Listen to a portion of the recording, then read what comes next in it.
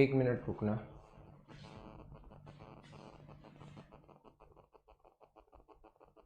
Nine one 9 2 जी जी।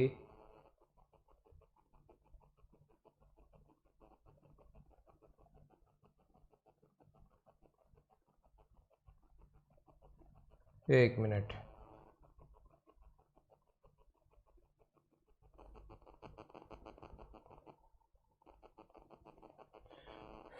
नहीं हो रहा।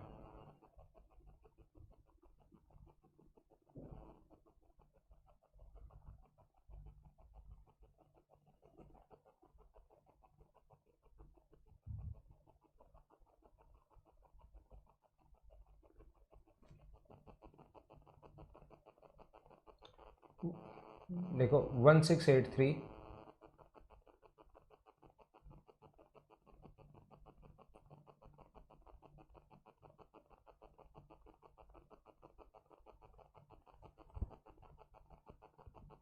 अच्छा, क्लास चल रही है, जल्दी करना थोड़ा सा।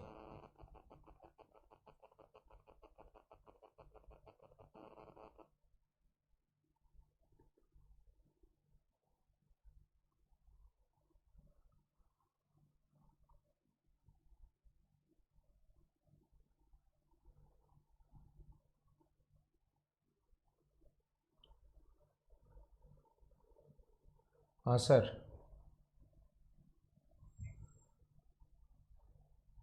1 मिनट। हाँ 1683097999।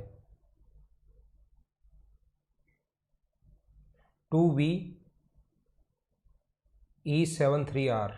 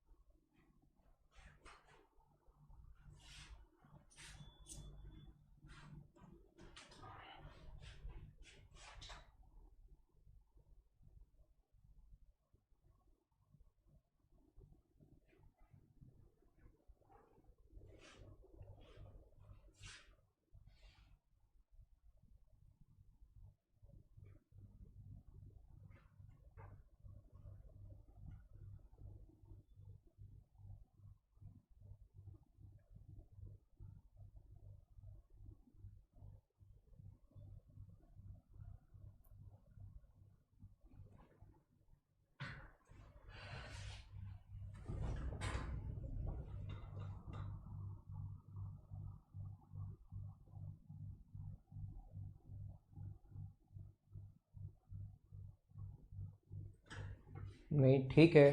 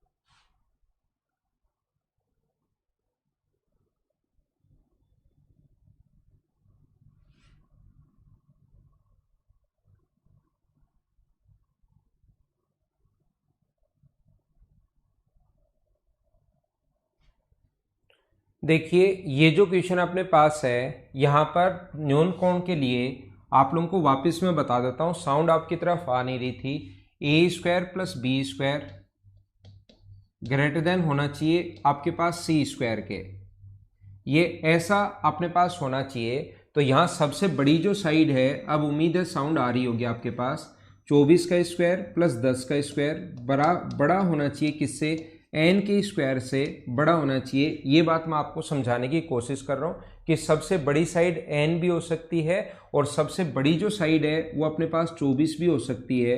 तो हम लोग इसको ऐसे भी लिख सकते हैं, 10 का स्क्वायर प्लस एन का स्क्वायर बड़ा होगा 24 के स्क्वायर से। अब हम लोग क्या कर रहे हैं, यहाँ से n का मान अगर निकालोगे, सोल्व करोगे, तो n की वैल्यू छोटी होनी चाहिए 26 से, और यहाँ से अगर करते हो आप लोग ये जो वैल्यू निकालते हो, तो यहाँ से n का जो मान है वो 21 पॉइंट समथिंग से बड़ा होना चाहिए और पॉजिटिव होना चाहिए। 21 पॉइंट समथिंग से बड़ा और इंटीजर अगर होना चाहिए तो 26 से छोटा और 21 से बड़ा 22 हो सकता है, 23 हो सकता है, 24 हो सकता है और 25 हो सकता है। 4 वैल्यू पॉसिबल हैं। वैल्यूज पूछे तो ये, और अगर ऐसे पूछे तो ये अपने पास आएगा। आगे हम लोग चलते हैं, नेक्स्ट जो क्वेश्चन है उसको हम लोग करने की कोशिश करते हैं। अगला क्वेश्चन आप लोग देखिए, ये क्वेश्चन भी मैं आपको पहले करवा चुका हूं, अगर आप लोगों को पता हो तो। ऐसे क्वेश्चंस जो हैं शुरुआत में मैंने क्वेश्चंस लिख कर ये क्वेश्चंस आपको करवा दिए हैं। इसकी 2 थ्योरम आप लोगों को बताई थी, स्टुअर्ट थ्योरम भी बताई थी और एक कोसाइन रूल भी बताया था। ऐसा क्वेश्चन अगर कभी भी अपने पास आता है, ये वाला क्वेश्चन, तो हम लोग क्या करते हैं, एक ट्रायंगल है ए बी और सी। थोड़े दिन पहले जब मैंने आपको पढ़ाए थे क्वेश्चंस, उसमें सारे के सारे क्वेश्चंस जो हैं वो मैं करवा चुका हूँ, बस संख्याएं अलग थी, बाकी क्वेश्चन सेम अपने पास मैं करवा चुका हूँ। ये 17 है और ये अपने पास 17 है।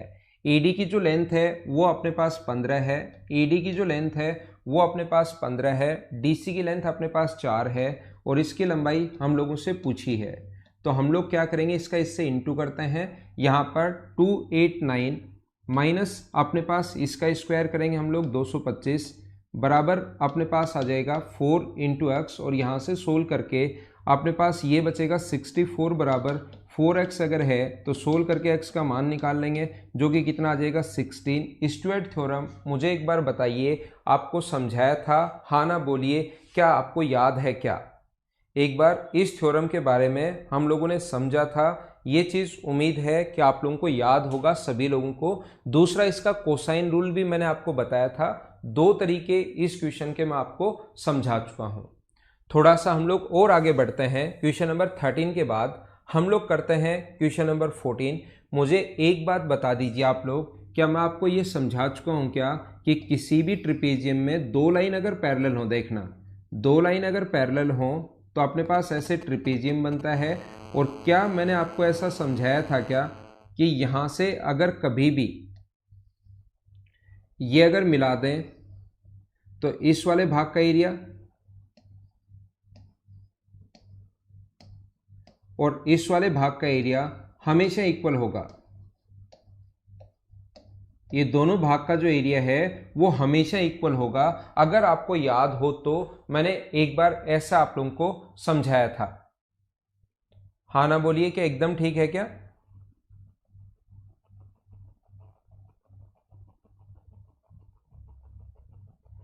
तो देखिए, फिर मैं आपको ये बताना चाहता हूं या ये सिखाना चाह रहा हूं कि अपने पास ए बी और सी है। यहां पर एक ट्रायंगल है, डी भुजा ए बी का मध्य बिंदु है। डी जो है वो ए बी का मिड पॉइंट है, देखना डी ए बी का मिड पॉइंट है, बिल्कुल ठीक है।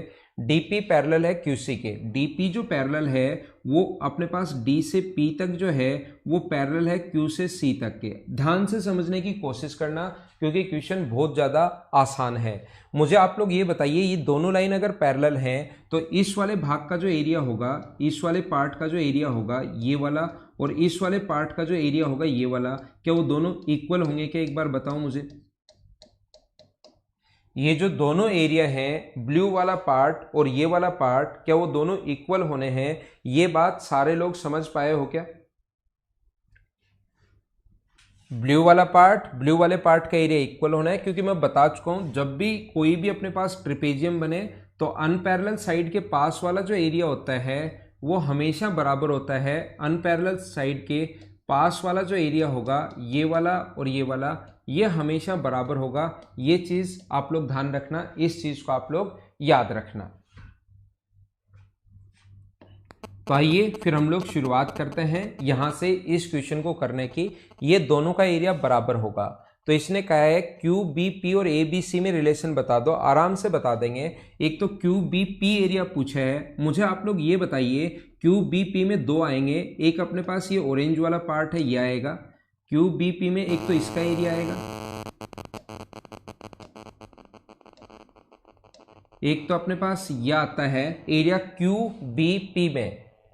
ये अपने पास क्यू है, ये अपने पास बी है, ये अपने पास एक ये वाला एरिया भी इसमें आएगा। मुझे आप लोग ये बताइए दो ट्रायंगल का एरिया और एक ब्लू वाले का एरिया। एक तो अपने पास ऑरेंज वाले पार्ट का एरिया आएगा और एक अपने पास ब्लू वाले पार्ट का एरिया आएगा। कौन से में? ट्रायंगल क्यू बी पी में। अब मुझे आप लोग ये बताइए क्यू बी पी में ये टोटल अपने पास क्यू बी पी था,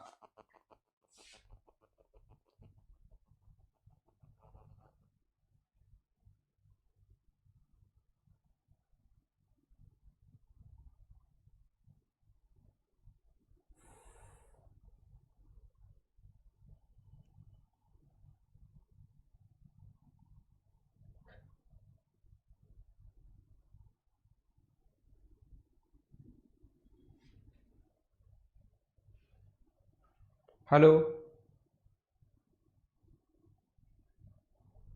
हाँ ठीक है। स्टूडेंट के रिप्लाई करो यार आप, बच्चे देखो क्या।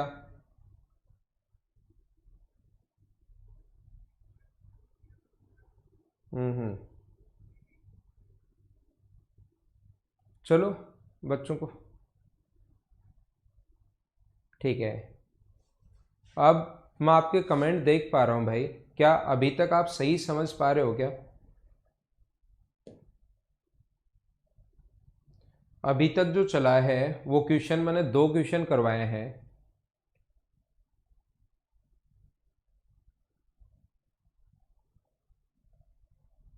अब क्या, अब हम लोग शुरुआत कर सकते हैं? अब बताइए इससे आगे तो क्या हम लोग शुरुआत कर सकते हैं क्या? पीछे वाली चीजें मैं बाद में वापस बता देता हूं।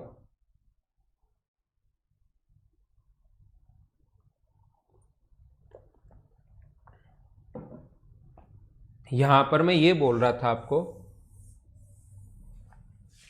ये मैं मिटा देता हूं। और जो आज की क्लास हमने शुरुआत की थी, मैं शुरुआत से वापस पढ़ा देता हूं।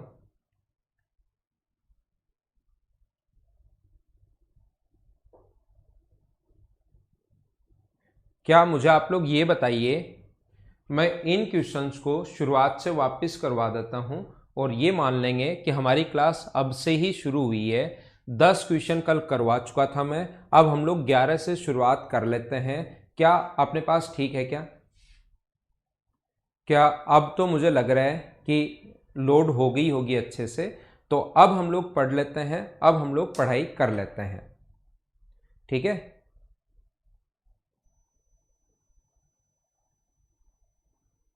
क्या साउंड एकदम ठीक है? अब इश्यू नहीं आएगा, कोशिश करेंगे हम। तो देखिए यहां से कल की क्लास में मैं यहां पर था, एक समद्विबाहु त्रिभुज का आधार 4 सेंटीमीटर है और भुजाएं 3 हैं। आधार से एक लाइन इस प्रकार खींची गई, इसके क्षेत्रफल और परिमाप को दो बराबर भागों में बांटती है, जैसा कि चित्र में दिखाया गया है। आधार के खंड का माप ज्ञात कीजिए। ये अपने पास देखिए, हमारे पास ऐसा है, कोशिश करना सारे लोग समझने की। ये अपने पास ए बी और सी, मैं वापस से समझाता हूं सभी लोगों को। ये ए बी और सी कोई भी ट्रायंगल है जिसका आधार अपने पास 4 है, ये अपने पास 3 है, ये अपने पास 3 है। कोशिश करना आप समझने की। यहां पर मैं ये कह रहा हूं, इस क्षेत्रफल को और परिमाप को दो बराबर बराबर भागों में बांटती है। एक लाइन खींची हम लोगों ने डी और ई, जो इसके परिमाप को भी और एरिया को भी 2 इक्वल पार्ट्स में डिवाइड कर देगी। तो मुझे आप लोग बताइए, परिमाप को और एरिया को दोनों को ही इक्वल पार्ट्स में डिवाइड कर देगी, तो टोटल परिमाप अपने पास 10 है। 10 में इधर वाले का परिमाप भी आधा हो जाएगा और इधर वाले का परिमाप भी आधा हो जाएगा। 4, 3 और 3 अगर अपने पास टोटल 10 है, तो ये जो इधर वाला बचा इसका परिमाप भी 5 बचेगा, बाहर वाला ये यहां से यहां तक इसका परिमाप भी 5 बचेगा, क्योंकि पेरीमीटर अगर आधा हो रहा है, और इस ग्रीन वाले पार्ट का परिमाप भी जो बचेगा इधर वाले का भी, वो भी कितना बचेगा 5, क्योंकि टोटल का अपने पास अगर 10 था तो ये 5 कहां से आया? क्या सारे लोग समझ पाए हो क्या? तो मुझे आप लोग ये बताइए, सारे लोग समझने की कोशिश करना, मुझे ये बताने की कोशिश करो कि ये वाली साइड अगर मैं x मान लूं तो क्या ये वाली साइड 5 माइनस एक्स ही होगी क्या? क्योंकि अपने पास परिमाप 3 ये टोटल था भाई, ध्यान रखना, टोटल अपने पास ये 3 है, ये टोटल अपने पास 3 है, और ये टोटल जो था वो अपने पास 4 था, तो ऐसे 10 था टोटल।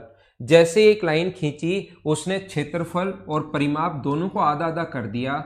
ये हम लोगों को बोला गया है divide both the perimeter and area in half, ऐसा हम लोगों से बोला है, दोनों को आधा आधा कर दिया। तो मुझे बताइए ये साइड अपने पास ये ऑरेंज वाले का भी सम 5 बचेगा और ग्रीन वाले का सम भी कितना बचेगा? 5। 5 कहां से आया? क्योंकि टोटल परिमाप 10 था और उसको आधा आधा कर दोगे तो अपने पास हो जाएगा 5 और 5। तो इसको मैंने एक बार x मान लिया सोल्व करने के लिए, तो ये ऑरेंज वाला पार्ट आ गया 5 माइनस एक्स। ये वाला जो है अपने पास ये कोण अगर मैं थीटा मानूं एरिया लिखने के लिए, थीटा क्यों माना? क्योंकि इस ऑरेंज वाले ट्रायंगल का ताकि मैं एरिया लिख लूं, तो एरिया का फॉर्मूला होता है हाफ इंटू दो जो साइड, अगर आपने मुझसे पढ़ा हो मेंसुरेशन तो आपको याद होगा, नहीं पढ़ा तो भी कोई बात नहीं है, याद कर लो। एक ट्रायंगल की दो साइड और उसके बीच का कोण दिया हुआ मिले तो एरिया का फॉर्मूला होता है हाफ इंटू दोनों साइड को मल्टीप्लाई करते हैं और बीच का कोण साइन थीटा में। ऐसे ही टोटल ये वाली साइड 3 है, ये वाली साइड 4 है और बीच का कोण थीटा है, तो बड़े वाले का एरिया होगा half into 3 into half into 3 into 4 into और बीच का कोण लेते हैं हम लोग साइन थीटा में। इसको बराबर करने के लिए क्या हम लोग इस दोनों को एरिया जो ये लाइन है वो एरिया को इक्वली बाइसेक्ट करती है, क्या इन दोनों को बराबर करने के लिए हम लोग बराबर अगर रखना है तो ये तो बड़े वाले का एरिया है और इससे आधा ये है, तो इसको अगर 2 से यहां पर इंटू कर दें तो मुझे बताओ टोटल के एरिया के बराबर बन जाएगा क्या? साइन थीटा से अपने पास साइन थीटा कट रहा है, हाफ से हाफ कट रहा है, बाकी सोल्व करोगे तो अक्स की वैल्यू 3 आ जाएगी, याद रखना। तो अक्स का मान अगर 3 है और टोटल अगर 4 है तो इधर वाला कितना बचा? 1, तो ये आंसर आ जाएगा 1:3। बोलिए एकदम ठीक है क्या?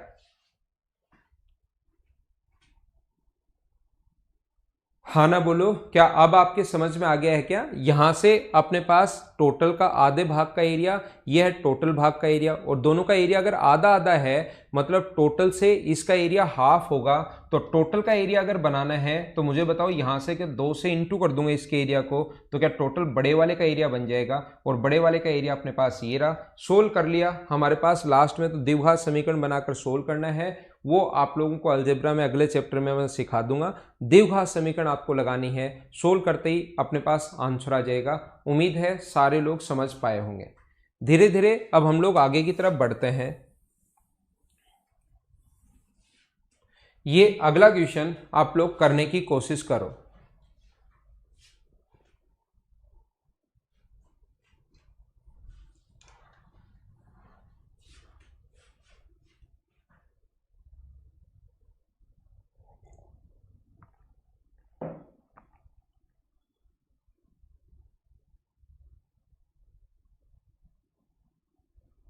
हाँ, 2 वैल्यू तो हो नहीं पाएगी ना, यहां पर x का 2 मान आएगा, एक अपने पास 3 आएगा और एक अपने पास 2 आएगा।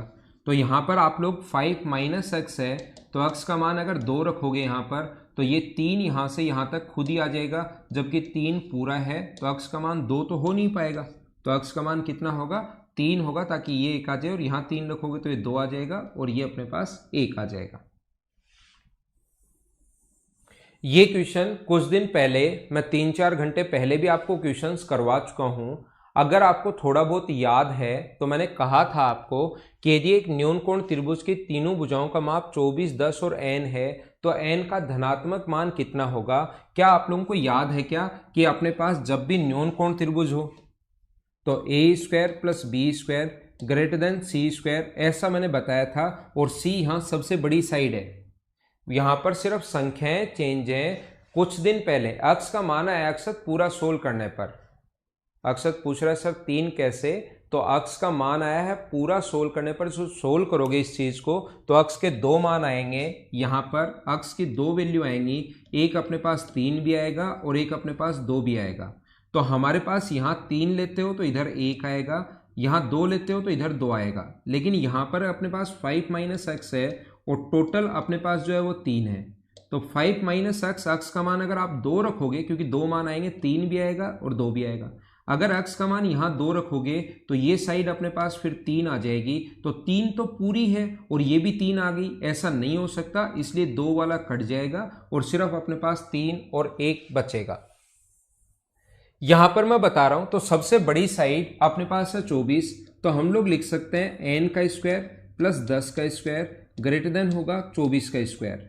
एक दूसरा बच्चा कहेगा सर आपको कैसे पता कि 24 सबसे बड़ी साइड है, n भी तो हो सकती है। तो मैं कहूँगा बिल्कुल हो सकती है भाई, 10 का स्क्वायर प्लस 24 का स्क्वायर ग्रेटर देन अपने पास n स्क्वायर। तो यहाँ से अपने पास इसको अगर आप लोग सोल्व करते हो तो n का जो मान आएगा वो 21 पॉइंट समथिंग, पूरा सोल्व करने की ज़रूरत नहीं है, n बड़ा होगा 21 पॉइंट समथिंग आएगा जब आप लोग इसको सोल्व करोगे। और ऐसी चीज़ें मैं पहले बता चुका हूँ इसलिए पूरा सोल्व नहीं कर रहा हूँ। यहाँ से n का जो मान आएगा वो आएगा, इनको सोल्व करोगे रूट लोगे इसका तो ये आएगा 26। तो n का मान 21 से तो बड़ा होना चाहिए, पूर्णांक होना चाहिए, इंटीजर होना चाहिए। यहाँ भी लिख लो पॉजिटिव इंटीजर, इंटीजर होना चाहिए, पूर्णांक होना चाहिए और अपने पास 26 से तो छोटा होना चाहिए और 21 से बड़ा पूर्णांक होना चाहिए। तो कौन कौन सी लेंथ हो सकती है?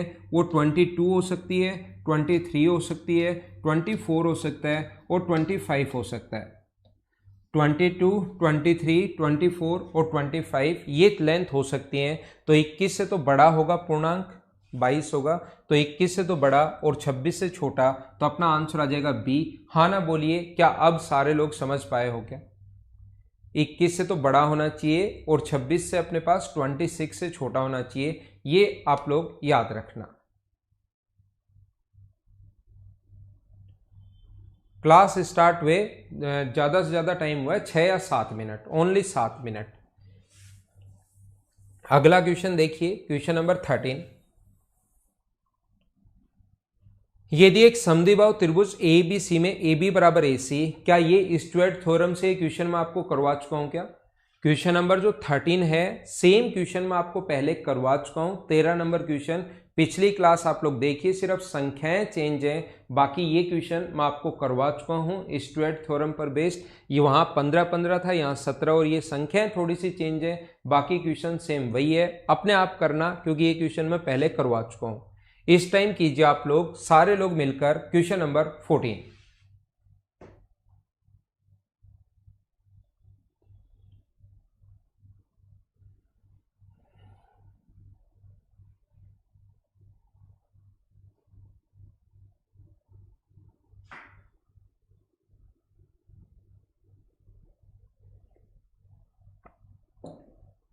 मुझे आप लोग ये बताइए, 14 नंबर एक बार पढ़ लीजिए।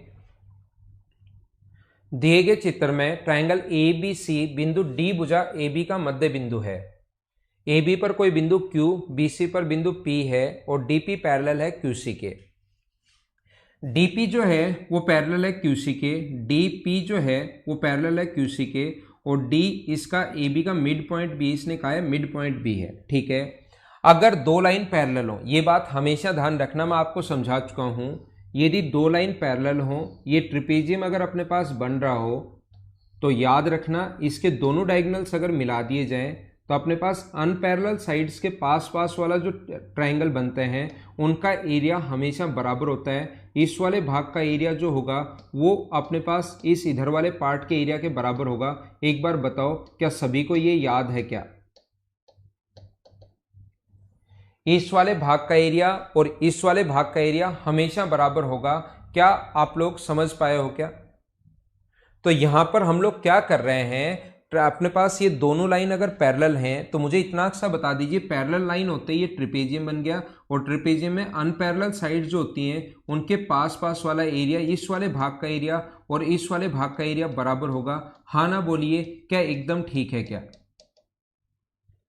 अपने पास QBP ट्रायंगल QBP जो है वो 3 ट्रायंगल से मिलकर बना है। ट्रायंगल क्यू बी पी जो है उसकी अगर बात करें तो वो 3 ट्रायंगल से मिलकर बना है। देखना क्यू बी पी जो है, एक ये अपने पास ब्लू वाला पार्ट, ये वाला क्यू बी पी 3 ट्रायंगल से मिलकर बना है। यहां पर देखना एक तो अपने पास ये ब्लू वाला पार्ट है, मैं बात कर रहा हूं क्यू बी पी की, एक तो अपने पास ब्लू वाला पार्ट है, दूसरा अपने पास ये बीच में ब्लैक वाला पार्ट है, और एक अपने पास ऑरेंज वाला पार्ट है। तो मुझे आप लोग ये बताइए इस ऑरेंज वाले पार्ट का, देखो क्यू बी पी कौन है, ब्लू ब्लैक और ऑरेंज। क्यू बी पी जो है मुझे बताओ क्यू बी पी का जो एरिया होगा वो किसके बराबर होगा, ब्लू और अपने पास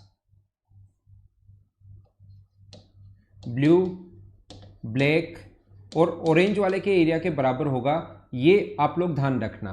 तो मुझे आप लोग ये बताइए क्यू बी पी का एरिया ब्लू ब्लैक और ऑरेंज के बराबर है, तो क्या इस वाले ऑरेंज को हटाकर मैं इस ऑरेंज को अगर शामिल कर लूं, इस वाले ऑरेंज को तो यहां से माइनस कर दूं और क्या इस वाले ऑरेंज को मैं यहां पर ऐड कर दूं, तो मुझे बताइए क्या बात एक ही है क्या।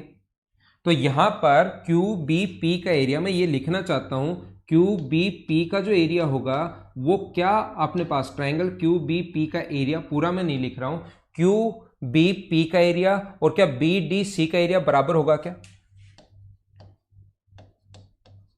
हाँ ना बोलिए, ठीक है क्या। मैं आपको ये बताना चाहता हूं क्यू बी पी में देखना, क्यू बी पी में एक तो अपने पास ब्लू है, ब्लैक है और ऑरेंज है। मैं क्या करता हूं, इस ऊपर वाले ऑरेंज को हटाकर इसमें ये दोनों तो सेम टू सेम रहने देता हूं और इन दोनों का एरिया बराबर है किससे, ट्रिपेजियम से। ट्रिपेजियम से इसका और इसका एरिया बराबर है, तो मैं ये ऊपर वाला ऑरेंज तो माइनस कर दूं और नीचे वाला ऑरेंज अगर जोड़ दूं तो क्या क्यू बी पी का एरिया वही होगा क्या जो बी डी सी का एरिया, क्या समझ पा रहे हो क्या। और बी डी सी का एरिया बराबर होगा, और मुझे बताइए बी डी सी का जो एरिया होगा, क्योंकि ये अपने पास मिड पॉइंट है, डी मिड पॉइंट है, तो ये अपने पास इसके मीडियन का काम करेगी। ये मिड पॉइंट है तो ये इसके मीडियन का काम करेगी, और मुझे बताओ इसके मीडियन का काम अगर करेगी तो क्या बी डी सी का एरिया, टोटल का एरिया क्या क्या हाफ होगा क्या, half of triangle A B C. तो ट्राइंगल ए बी सी का एरिया ये दो इधर चला जाएगा, चाहे इससे इंटू कर दो चाहे इससे इंटू कर दो। तो मुझे बताइए क्या लिख सकता हूं क्या कि ट्राइंगल ए बी सी का area 2 into triangle Q B P का एरिया। हाँ ना बोलिए, क्या एकदम ठीक है क्या। तो ये अपना आंसर आ गया, ए बी सी का एरिया बराबर 2 इंटू क्यू बी पी का एरिया। बहुत आसान है, बहुत आसान है अगर आप लोग थोड़ा सा कोशिश करोगे तो।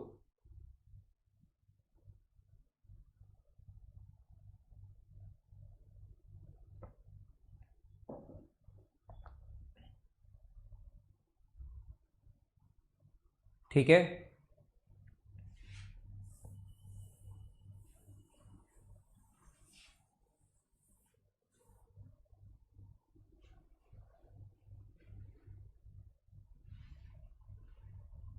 चलो अगला करो, क्वेश्चन नंबर 15।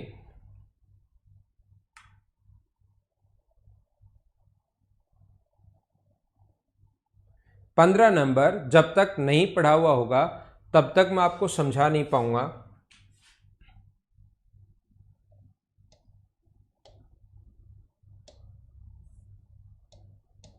ये एक्स बना लेना।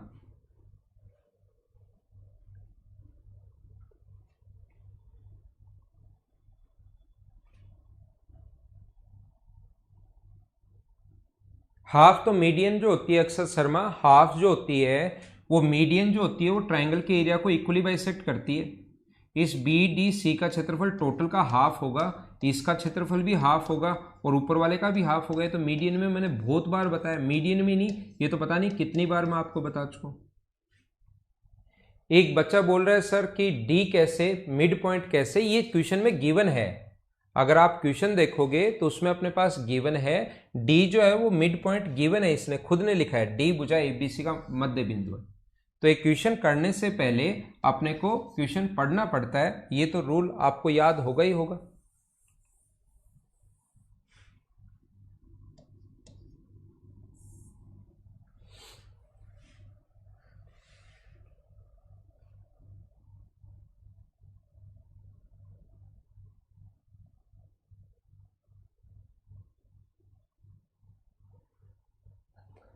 समकोण त्रिभुज ए बी सी में बी अपने पास 90 डिग्री है और त्रिभुज में भुजा का अक्ष डी ई एफ जी तथा भुजा ए का वर्ग ये है, बी का अपने पास ये है, तो भुजा अक्ष का मान क्या होगा, ऐसा हम लोगों से पूछा गया है। देखना, कोशिश करना आप लोग सीखने की।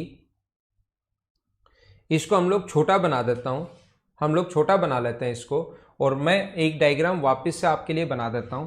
ए बी सी एक राइट एंगल ट्रायंगल है, ताकि आपको सही से चीजें समझ में आए।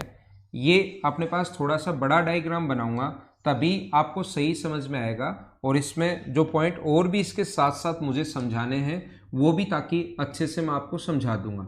ए बी सी जो है वो एक राइट एंगल ट्रायंगल है। इसमें क्या किया हम लोगों ने, एक स्क्वायर बनाया यहाँ पर जो है ई एफ डी और जी, ई एफ डी और जी, ये हमने एक स्क्वायर बनाया है ई एफ डी और जी।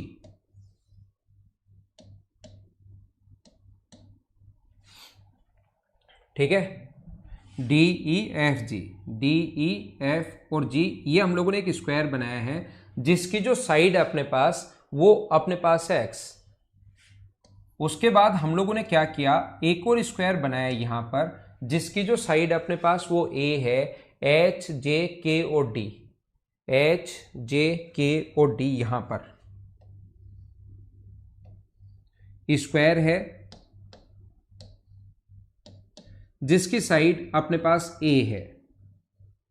इसकी जो साइड है वो अपने पास है ए, इसकी साइड अपने पास एक्स है, और एक उस साइड हम लोगों ने बनाया, ये हमने बनाया इस साइड, जो दूसरा बनाया जी एम एन और पी, जी एम एन और पी एक स्क्वायर बनाया।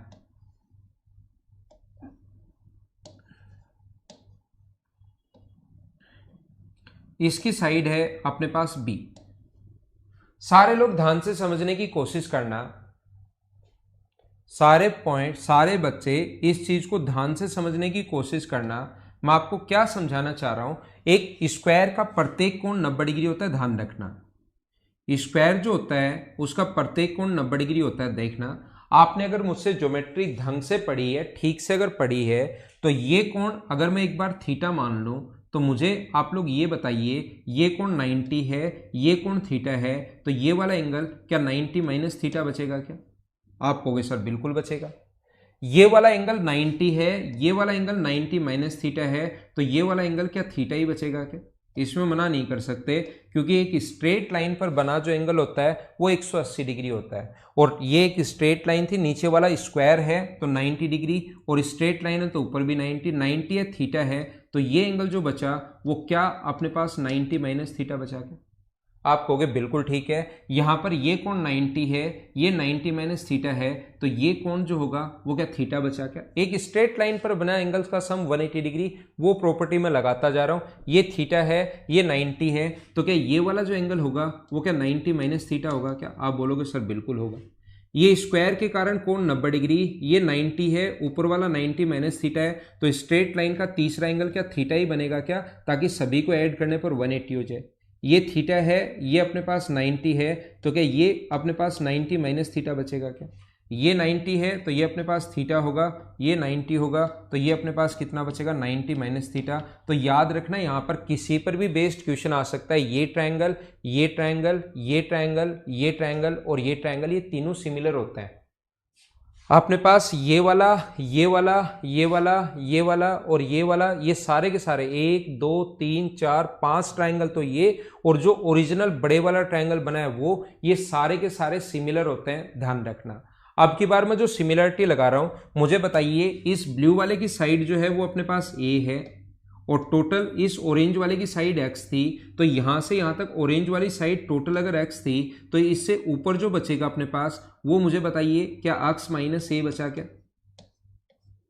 ये नीचे वाला अपने पास ए है, टोटल एक्स था तो ऊपर वाला बच गया एक्स माइनस ए। ऐसे ही इधर भी अगर मैं बात करूं तो एक ग्रीन वाला नीचे वाला बी है, तो ऊपर जो ऑरेंज वाला बचेगा ये वाला, टोटल अगर एक्स था तो ये यहां से यहां तक की जो साइड बची वो क्या एक्स माइनस बी बची क्या? अब मैं सिमिलरिटी अगर लगा दूं यहां इन दोनों ट्रायंगल में, इस वाले ट्रायंगल में और इस वाले ट्रायंगल में सिमिलरिटी लगा रहा हूं। 90 माइनस थीटा के सामने 90 माइनस थीटा के सामने बी है, सिमिलरिटी लगानी आती होगी आपको, कॉमन एंगल ढूंढते हैं सबसे पहले। 90 माइनस थीटा के सामने बी है तो यहां 90 माइनस थीटा के सामने कितना है, तो वो है अक्स माइनस ए बराबर। इसमें थीटा के सामने कितना है, तो थीटा के सामने आपको अक्स माइनस बी। अब इसका कौन सी साइड लिखोगे तीनों में से, तो ध्यान रखना इसमें थीटा के सामने वाली ली है तो इसमें भी थीटा के सामने वाली अपॉन ए। सिमिलर ट्रायंगल की भुजाएं समान अनुपात में होती हैं, क्या याद है क्या?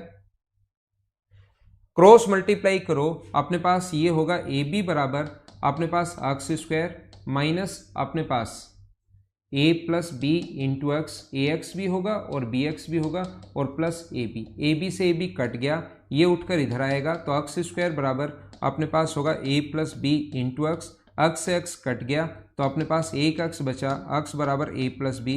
तो याद रखना इसकी जो साइड होगी एक्स का जो मान होगा a और b के योग के बराबर होगा और ये अपने पास आंसर आ जाएगा a प्लस बी। अभी आपको क्वेश्चन वैसे दिखाई नहीं दे रहा होगा, छोटा क्वेश्चन है, लेकिन वैसे उम्मीद है आपके समझ में आ गया होगा।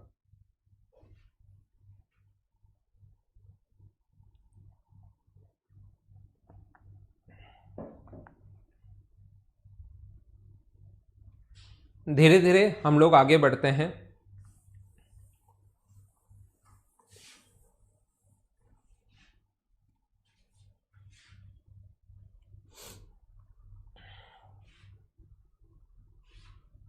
अगला जो क्वेश्चन है क्वेश्चन नंबर 15 के बाद 16 नंबर, चलो करो आप लोग।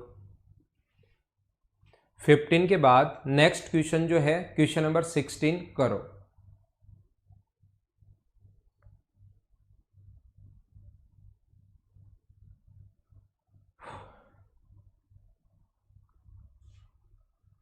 हाँ,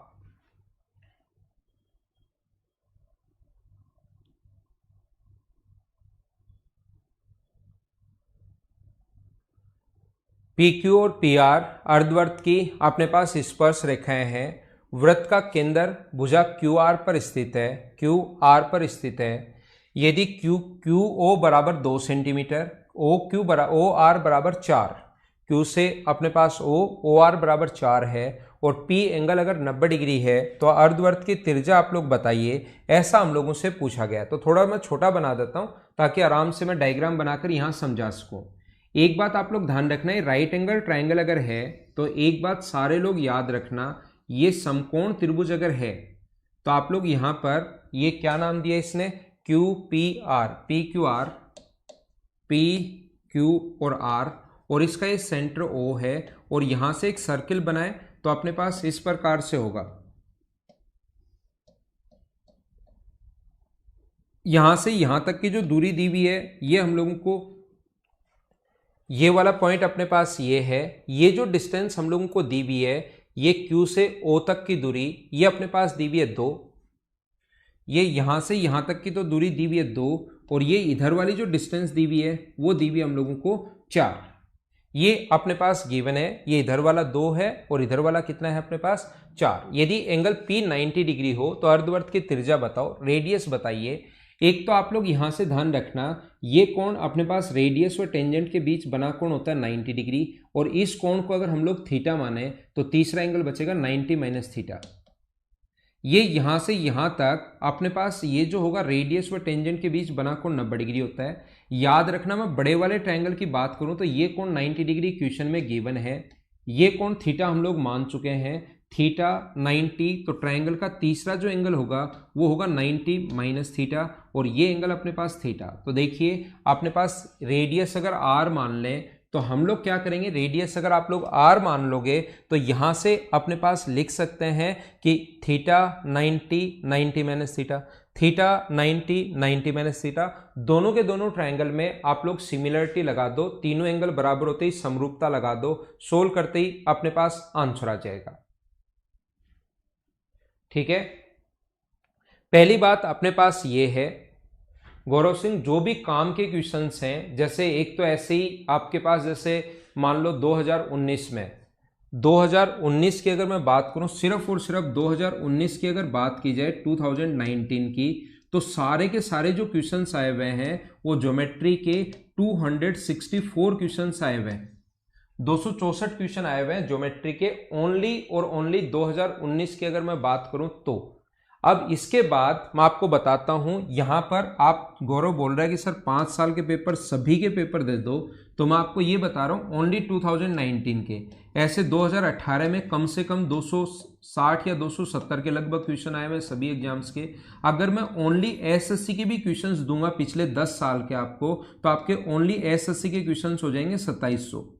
फिर आपने क्या कहा, उसमें कैट भी ऐड कर दिया, उसमें सीडीएस भी ऐड कर दिया, और उसमें एक दो एग्जाम आपने और भी ऐड कर दिए हैं। तो ये सारे के सारे जो क्वेश्चंस हैं, इतने क्वेश्चंस हो जाएंगे कि आपसे कम ये जो क्वेश्चंस है ना, टोटल 4000 क्वेश्चंस हो जाएंगे ज्योमेट्री के, जो आप कंप्लीट सोल्व करोगे नहीं, सिर्फ मुझसे नोट्स लोगे। तो मैंने क्या कर रखा है, इनसे जो काम के क्वेश्चंस हैं, जैसे पिछले वाला क्वेश्चन कैट, ये क्वेश्चन कैट में आया हुआ है, तो जो इनसे काम के जो क्वेश्चंस थे, उनको 4000 क्वेश्चंस कंप्लीट करने के बजाय उन 4000 क्वेश्चंस में से जो चीजें आपके काम की थी, उसमें से 700 के लगभग क्वेश्चंस हम लोगों ने निकाल लिए हैं। और वो 700 क्वेश्चंस आप 4 या 5 बार कर लो, क्योंकि एक ही चीज को 5 बार पढ़ने से सिलेक्शन होगा, बजाय 5 चीजों को एक एक बार पढ़ने के।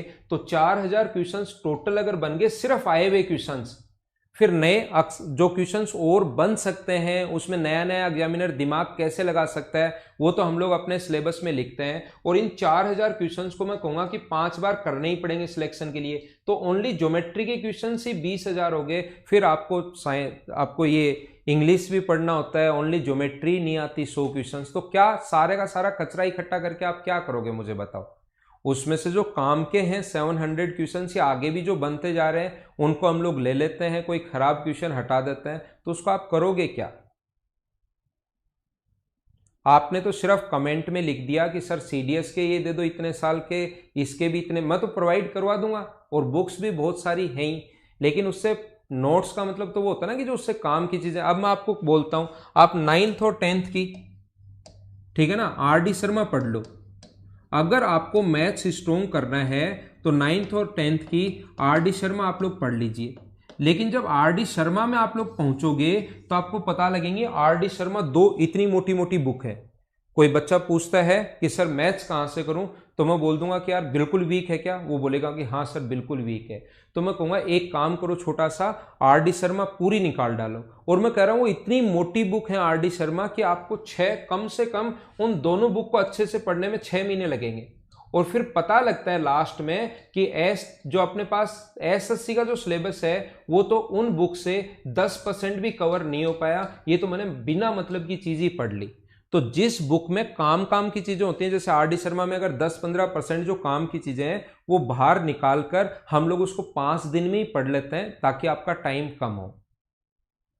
बाकी आपकी मर्जी है गौरव मेरे भाई, जो आप करना चाहोगे वो तो करोगे, लेकिन मुझे एक बार समझाना था कि कोई बच्चा भ्रमित नहीं हो जाए। और बहुत सारे बच्चे ऐसे होते हैं जिनके घर पर देखो इतनी बुक्स पड़ी रहती हैं, इतनी बुक्स पड़ी रहती हैं, और लास्ट में पता लगता है यार बुक्स तो बहुत हैं, सिलेक्शन नहीं हुआ।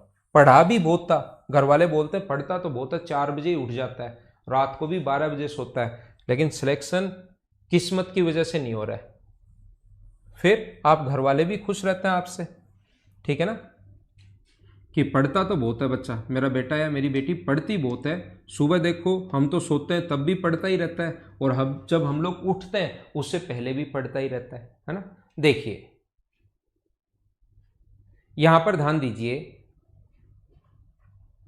और कॉन्सेप्ट जो मैंने बताया, मेरे क्वेश्चंस और थ्योरी करने के बाद आप लोग चाहे अगले 3 साल बाद का एसएससी देना, कोई भी सिंगल क्वेश्चन नहीं होगा जो आप खुद नहीं कर पाओ। और आप 20,000 नहीं 1,00,000 क्वेश्चन कर लो, तब तक आपका सिलेक्शन नहीं होगा, जब तक नए क्वेश्चंस खुद करना शुरू नहीं करोगे। नए क्वेश्चंस में खुद दिमाग चलना चाहिए। और दिमाग कब चलेगा, जब एक ही क्वेश्चन को 5 बार करोगे अलग अलग टाइम पर। ऐसे नहीं कि एक अभी बैठे इसको 5 बार लगा दिया, अभी कर लिया, 15 दिन बाद फिर कर लिया, 10 दिन बाद फिर कर लिया, ऐसे करना पड़ता है। देखिए कम से कम 100 क्वेश्चन तो करो डेली। तो मैं आपको क्या बता रहा था, एक तो आप सिमिलरिटी लगा सकते हो, दूसरा एक और तरीका मैं बताता हूं। सिमिलरिटी तो आप लोग लगा ही लोगे ऐसे क्वेश्चन में। सिमिलरिटी कैसे लगाओगे, ये अपने पास 2 है, ये अपने पास r है, तो पाइथागोरस थ्योरम से ये वाली साइड हम लोग निकाल सकते हैं। पाइथागोरस थ्योरम से ये वाली जो साइड है ये आप लोग निकाल सकते हो आसानी से, 2 का स्क्वायर 4 माइनस आर स्क्वायर। तो इसमें थीटा के सामने 4 माइनस आर स्क्वायर का रूट है, इसमें थीटा के सामने आर है, इसमें 90 के सामने 2 है और इसमें 90 के सामने 4 है। क्रॉस मल्टीप्लाई करके सोल्व कर लेना, सिमिलरिटी लगा देना, समरूपता आप लोग लगा देना, उम्मीद है कर लोगे। एक दूसरा तरीका अगर मैं इसमें ट्रिग्नोमेट्री लगा दूं, ट्रिग्नोमेट्री तो आपने सभी ने मुझसे पढ़ ली होगी। ट्रिग्नोमेट्री अगर लगा दूं तो मुझे बताइए साइन थीटा बराबर क्या अपने पास परपेंडिकुलर अपॉन हाइपोटेनस, तो क्या अपने पास r अपॉन 4 होगा क्या? इस एंगल के लिए हम लोग लिख सकते हैं साइन 90 माइनस थीटा बराबर, या इस चीज को हम लोग लिख सकते हैं कोस थीटा बराबर आधार बटे कर्ण। तो कोस थीटा बराबर आप लोग लिख सकते हो आधार बटे कर्ण यानी r/2। दोनों को मुझे तो थीटा ना हटाना है, आर का मान चाहिए, तो दोनों को स्क्वायर करके ऐड कर दो। इधर साइन स्क्वायर थीटा बराबर r²/4। ट्रिग्नोमेट्री लगा रहा हूं मैं, देखना यहां पर थोड़ा सा अलग एक कॉन्सेप्ट भी समझ में आया ना, उस चीज के लिए मैं आपको बता रहा हूं। r² अपॉन इतनी देर से कर ही रहे हो, सिमिलरिटी वगैरह तो कर ही रहे हो, एक अलग भी कॉन्सेप्ट आपको समझ में आया इसके लिए मैं बता रहा हूं। तो sine square theta plus cos square theta बराबर 1, और इसको ऐड करोगे तो एलसीएम अपने पास 16, और यहां पर ऐड करोगे तो 5r²/16 आ जाएगा। तो r² का मान क्रॉस मल्टीप्लाई करोगे तो 16/5 आ जाएगा, और r का मान कितना आएगा 4/√5। क्या दोनों तरीके, दोनों कॉन्सेप्ट सारे बच्चे अच्छे से समझ पाए हो क्या? ठीक है, तो अगला हम लोग देखते हैं क्वेश्चन नंबर 15। एक तो आप लोग सिमिलरिटी लगा सकते हो इस क्वेश्चन में, और दूसरा आप लोग सिमिलरिटी के अलावा क्या कर सकते हो, ऐसे क्वेश्चन में ट्रिग्नोमेट्री भी लगा सकते हो अगर इस टाइप का क्वेश्चन आए तो।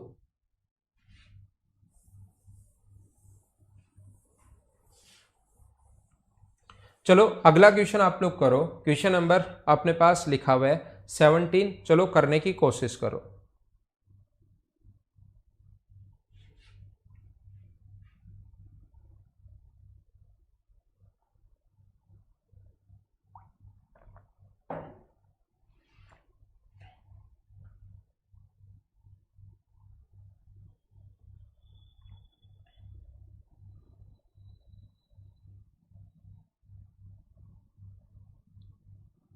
बिल्कुल ठीक है राहुल।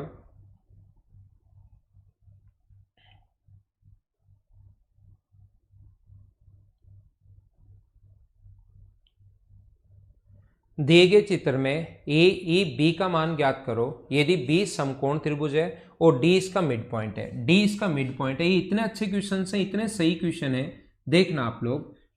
बी समकोण त्रिभुज है और डी इसका मिड पॉइंट है। मुझे आप लोग ये बताइए, ये कोण अगर अपने पास थीटा है और पूरा कोण 90, 90 का साइन होता है भाई, ये ऐसे अगर कभी भी हो तो ये समकोण का साइन है, ये आप लोग ध्यान रखना, इसको आप लोग याद रखना। और वैसे गिवन भी है कि बी समकोण है, दिया हुआ भी है या नहीं दिया हुआ मिले तो इस चीज को आप लोग ध्यान रखना। तो ऊपर वाला एंगल अगर थीटा है तो मुझे आप लोग ये बताइए नीचे वाला जो एंगल होगा वो क्या 90 माइनस थीटा होगा क्या? अपने पास यहां पर एक राइट एंगल ट्राइंगल, एक समकोण त्रिभुज है जो बी पर समकोण है, और इसने अगर अपने पास ये पूरा कोण 90 था और ये अगर इसने थीटा दिया हुआ है, मुझे बताओ तो क्या नीचे वाला एंगल 90 माइनस थीटा ही होगा क्या?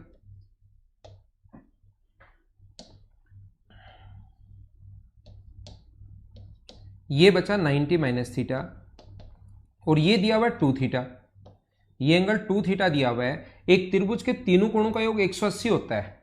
ये अपने पास 90 माइनस थीटा कैसे आया मैं बता चुका हूं। पूरा कोण 90 है, ये थीटा है तो 90 माइनस थीटा, ये वाला एंगल अपने पास 2 थीटा है। तो सारे लोग मिलकर मुझे ये बताइए ट्राइंगल का तीसरा एंगल के 180 में से घटाओगे तो निकाल सकते हो क्या? तो आप सोल्व करके देखना, ये 90 माइनस थीटा ही आना है। 90 minus theta, 90 minus theta 180 minus 2 theta हो जाएगा। 2 थीटा से 2 थीटा कट गया, या इन दोनों को जोड़ के 180 में से घटा लेना भाई, ये आएगा। मैं फिर बताता हूं ये कैसे आएगा, क्योंकि कुछ बच्चों के लास्ट तक नहीं तो समझ में ही नहीं आएगा। मैं फिर बताता हूं, इन दोनों को हमने जोड़ा तो वो बना 90 प्लस थीटा। कैसे जोड़ा?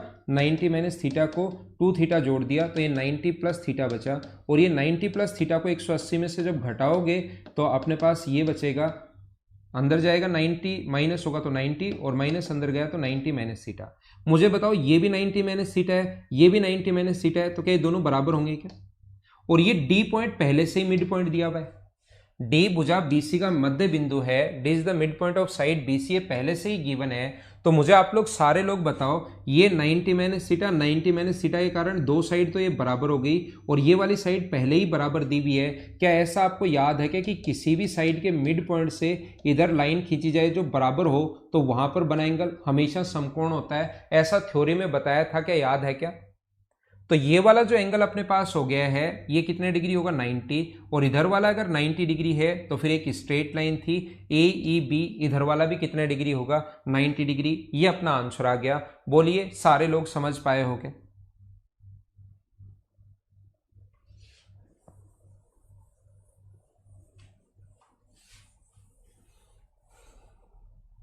चलो अगला क्वेश्चन 18 कल की क्लास में मैं करवा चुका था, अगर आपको याद हो तो 8 नंबर क्वेश्चन एक बताया था, उससे पहले मैं 18 पर आ गया था कि एक 18 नंबर पहले मैं समझा देता हूं ताकि आपको सही समझ में आए। बहुत अच्छा क्वेश्चन है, बहुत अच्छा क्वेश्चन है। जो भी क्वेश्चंस अच्छे बन सकते हैं, जितनी भी बुक्स हैं, जरूरी नहीं अपनी कैट और इन्हीं की बुक्स हैं, जो दूसरी कुछ फॉरेनर बुक्स जो हैं जो बहुत अच्छी हैं, उनसे भी जो बढ़िया क्वेश्चंस थे वो उठाकर हम लोगों ने इस अपने सिलेबस में डाल लिए हैं। तो इनको आप लोग बार बार करो, उसके कम से कम 4-5 बार करने पड़ेंगे। उसके बाद कोई भी क्वेश्चन आए, कैसा भी क्वेश्चन आए, उसको आप लोग खुद ही करना शुरू कर दोगे, देखना।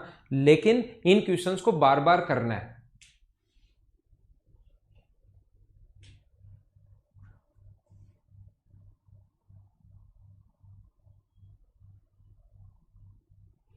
इसको पढ़ लीजिए आप लोग अच्छे से, डायग्राम बना सकते हो, फिर इसको हम लोग थोड़ा सा छोटा कर देंगे।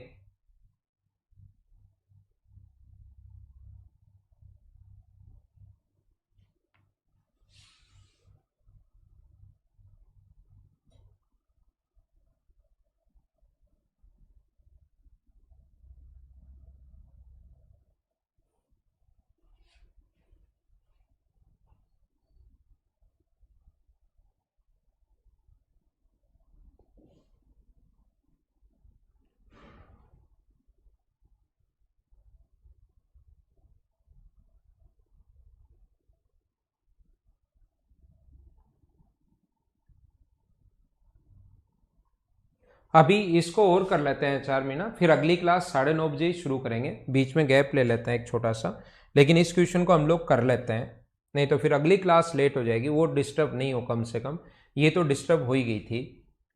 मुझे बताइए, ऐसा आपको पता है क्या? याद रखना, हमेशा ध्यान रखना, अगर मैंने थ्योरी में पढ़ाया था, लेकिन जो चीज़ थ्योरी में पढ़ाई थी मुझे ऐसा लगता है कि कुछ लोग भूल जाते हैं, इसलिए मैं बार बार वापस याद दिलाता हूं। अगर वही लाइन तो एल्टीट्यूड है, वही लाइन तो एल्टीट्यूड है, और वही लाइन अगर एंगल बाइसेक्टर है, तो क्या मैंने पढ़ाते टाइम बताया था क्या कि अगर एक ही लाइन तो एल्टीट्यूड का काम करे और तीन में से कोई भी तीन जो हैं ये, उनमें से एक ही लाइन दो लाइन का काम करने लग जाए, यही लाइन एंगल बाइसेक्टर हो। 90 डिग्री का कोण शीर्षलंब भी यही हो और कोण संधि भाजक भी यही हो, तो मुझे बताइए यहां से क्या हम लोग सीख पाते हैं क्या? दो चीजें अपने दिमाग में आनी चाहिए कि यही लाइन तो मीडियन होगी, ये लाइन माध्यिका का काम भी करेगी, और दूसरा अपने दिमाग में दो चीजें आएंगी कि ये अपने पास ABC ट्रायंगल अगर है तो ये आइसोसेलेस ट्रायंगल भी होगा, AB बराबर होगा AC के। हाँ ना बताइए, ठीक है क्या? बहुत बढ़िया क्वेश्चन है, बहुत अच्छा क्वेश्चन है, कोशिश करना आप लोग समझने की। मुझे बताइए ये दो प्रॉपर्टीज जो हैं वो क्या याद हैं क्या? एंगल बाइसेक्टर, एल्टीट्यूड या मीडियन, तीन नाम होते हैं। अगर एक ही लाइन इन्हीं में से किसी भी दो का काम करे तो फिर वो तीसरा भी वही होगा, और तीसरा वही होते ही फिर अपने पास आइसोसेलेस ट्रायंगल होता है, समद्विबाहु त्रिभुज होता है। ऐसा मैंने आपको समझाया है, ऐसा मैंने सिखाया आपको। देखिए तो मैं अब आपके लिए डायग्राम बनाता हूं, A, B और C। ये अपने पास ऐसा है, A, B और C, A है, B है और C है। ये इसने अब क्वेश्चन मैं ही पढ़ पाऊंगा सिर्फ। AB बराबर BC एक आइसोसेलेस ट्रायंगल है, एक समद्विबाहु त्रिभुज है, जहां पर B अपने पास 20 डिग्री है। सारे लोग बताइए, अगर ये आइसोसेलेस ट्रायंगल है जहां B अगर 20 डिग्री है तो बचे हुए जो दोनों एंगल होंगे वो क्या 80-80 बचेंगे? क्या मैं बिल्कुल ठीक लिख रहा हूं क्या? एक त्रिभुज की दो साइड बराबर तो उसके सामने के एंगल भी बराबर होते हैं। 20 अगर है, 20 अगर है तो 160 बचा, और 160 को आधा आधा अगर बांटोगे तो अपने पास होगा 80 और 80। यहां पर C आगे इसको बढ़ाया, DE इसको आगे बढ़ा दिया, एक पॉइंट F तक बढ़ा दिया, और इसको अगर हम लोगों ने मिलाया, ये पॉइंट अपने पास D है, ये पॉइंट अपने पास E है, और ये एंगल है 50 डिग्री। देखना ये एंगल अपने पास दिया हुआ है 50 डिग्री है, ये एंगल अपने पास 50 डिग्री है। तो सारे लोग मिलकर मुझे बताओ, ये एंगल अगर 50 डिग्री है तो क्या बाहर वाला एंगल 30 डिग्री बिल्कुल ठीक है क्या? ऐसे ये जो साइड है ये 40 डिग्री है, ये एंगल 40 डिग्री है। मुझे बताओ ये वाला जो एंगल है ये अपने पास 40 डिग्री है, तो क्या ऊपर वाला भी 40 होगा क्या? और ये एंगल अगर अपने पास 40 डिग्री है, देखना सारे लोग ध्यान देना, ये एंगल अपने पास 40 डिग्री है, ये एंगल 40 डिग्री है, इसका मतलब ये एंगल बाइसेक्टर है। ये 50 है, ये 40 है, तो मुझे बताओ ट्रायंगल का तीसरा जो एंगल होगा वो क्या 90 होगा क्या? एक एंगल नीचे वाला 50 डिग्री, दूसरे वाला एंगल 40 डिग्री, तो मुझे बताइए ट्रायंगल का तीसरा जो एंगल होगा वो 90 डिग्री कैसे है, समझ पाए हो क्या? और ये एक स्ट्रेट लाइन है, तो ये अगर 90 होगा तो क्या ऊपर वाला भी 90 होना है क्या? Straight line. तो ये वाली लाइन की अगर मैं बात करूं, देखो 40-40 होने के कारण 80 पहले हो चुका था, और ये 40 क्वेश्चन में गिवन है, 80 टोटल था, तो ये ऊपर वाला भी 40 बचा, तो ये अपने पास एंगल बाइसेक्टर भी होगा। ये वाली जो लाइन है वो अपने पास एंगल बाइसेक्टर भी होगी, और ये लाइन अपने पास एल्टीट्यूड भी होगी। इसका मतलब मुझे बताइए कि ये वाली जो लाइन है क्या वो मीडियन भी होगी क्या? यही लाइन तो एंगल बाइसेक्टर है और यही लाइन एल्टीट्यूड है, तो क्या यही लाइन मीडियन का काम भी करेगी क्या? ये लाइन माध्यिका का काम भी करेगी, ये आप लोग ध्यान रखना। अब इधर से मैं बात करूं, स्ट्रेट लाइन है, स्ट्रेट लाइन है, तो ये इस ट्रायंगल की अगर मैं बात करूं, इस वाले ट्रायंगल की, इसके लिए देखना, इस वाले ट्रायंगल की अगर मैं बात करूं, इस वाले ट्रायंगल की, ब्लैक वाले ट्रायंगल की, तो ध्यान रखना ये लाइन एल्टीट्यूड भी है, क्योंकि स्ट्रेट लाइन थी, तो ये कोण 90 डिग्री भी बन रहा है, और ये लाइन मीडियन भी है। तो मुझे बताइए यही लाइन तो एल्टीट्यूड है और यही लाइन मीडियन है, इसका मतलब क्या ये आइसोसेलेस ट्रायंगल समद्विबाहु त्रिभुज होगा क्या? दो बात समझ में आती है, अगर वही लाइन एल्टीट्यूड हो और वही लाइन एंगल बाइसेक्टर, एल्टीट्यूड भी है और वही लाइन मीडियन भी है, तो दो बातें समझ में आती हैं, ये एंगल बाइसेक्टर भी होगा और ये अपने पास आइसोसेलेस ट्रायंगल भी होगा, समद्विबाहु त्रिभुज भी होगा, साथ दो बातें समझ में आएंगी।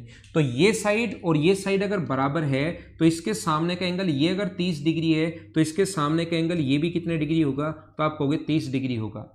ये पूरा कोण ग्रीन वाला 80 था, तो बाहर वाला एंगल कितना हो गया? तो आप बोलोगे बाहर वाला सर हो गया 100। अब इस ट्रायंगल की अगर मैं बात करता हूं, ये अपने पास जो ट्रायंगल है इसकी अगर मैं बात करूं, ग्रीन वाले ट्रायंगल की या अपने पास ब्लैक वाले ट्रायंगल की या ऑरेंज वाले ट्रायंगल की, इसकी अगर मैं बात करूं तो एक कोण तो 30 डिग्री है, दूसरा कोण 130 डिग्री है, पूरा एंगल ये बाहर वाला 100 है, अंदर वाला 30, 130, और ये 30, 160। तो मुझे बताइए इसका तीसरा एंगल, जो यहां पर जो एंगल बचेगा वो क्या अपने पास 20 डिग्री बचेगा क्या? तो आंसर बी ऑप्शन आ जाएगा 20 डिग्री। बोलिए ठीक है क्या? तो ये बहुत अच्छा क्वेश्चन था, बहुत सही क्वेश्चन है, और मैं बता रहा हूं कि लगभग कहीं भी ये क्वेश्चन देना किसी भी बच्चे को, कितनी भी तैयारी कर चुका होता है, चीजें पता भी रहती हैं, लेकिन जब तक प्रैक्टिस नहीं करेगा 90% स्टूडेंट नहीं कर पाते इस क्वेश्चन को। ध्यान रखना आप लोग, इसमें बहुत सारी और पता सारी चीजें होती है कि ऐसा होता है, लेकिन जब तक प्रैक्टिस नहीं करोगे तब तक आप लोग अप्लाई नहीं कर पाओगे, ये आप लोग ध्यान रखना। तो हमारी क्लास थोड़ी लेट शुरू हुई थी अभी, क्योंकि अगली क्लास भी है, तो उसको भी मैं 2-3 मिनट लेट हो सकता हूं, पहले ही बताकर जा रहा हूं। तो 9:30 बजे मिलते हैं, 2-3 मिनट लेट हो सकता हूं, अगली में आगे वाले क्वेश्चंस में आपको करवाऊंगा, ठीक है।